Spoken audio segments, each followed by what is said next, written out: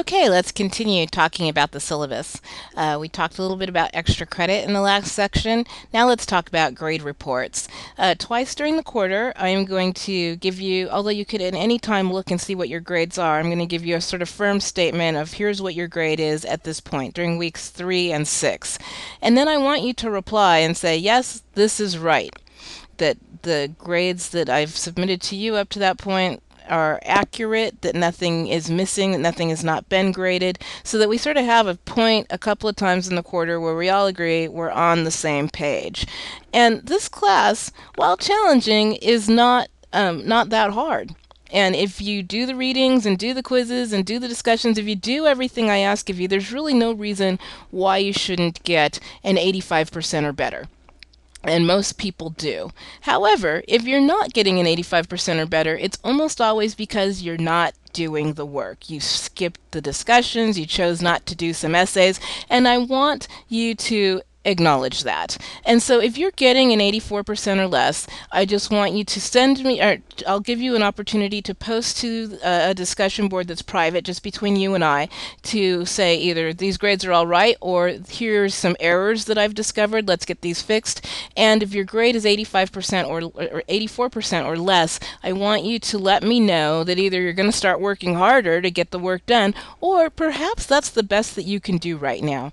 Maybe you've got some other stuff going on in your life and you can't prioritize school, and I understand that, but I don't want you to get to the end of the quarter and say, oh, poor me, please change my grade. No, you've got to take responsibility for the work that you're doing or the work that you're not doing, and at this point in the quarter, during weeks 3 and 6, we just have a coming together and determine either you're doing the best you can right now or you're going to take some steps to make things better. So that's the grade reports, and we'll do that twice during the quarter. Professional communications. When you send me an email or a text, I need to know who you are, what class you're in, and I want to see proper grammar and spelling. These are professional communications between you and I. This class is preparation for the work world, just like every class is in your academic career, so I expect you to communicate professionally. If you are not communicating professionally, if you're not using capital letters or periods or paragraphs, I will send it back and ask you to revise it so that it can be read by me. So please communicate professionally. Tech support available. You've got library support as well, writing help from the Writing Center. If you need accessibility accommodations, please let me know at the beginning of the quarter, right away, before day 10. If I don't hear from you on that and I find out that you had an accommodation that you needed at the beginning of the quarter and you don't ask for it until the end, I will be disappointed. And I will not retroactively let you retake things. So if you have accessibility issues, please let me know at the beginning of the class, not the end. Confidentiality.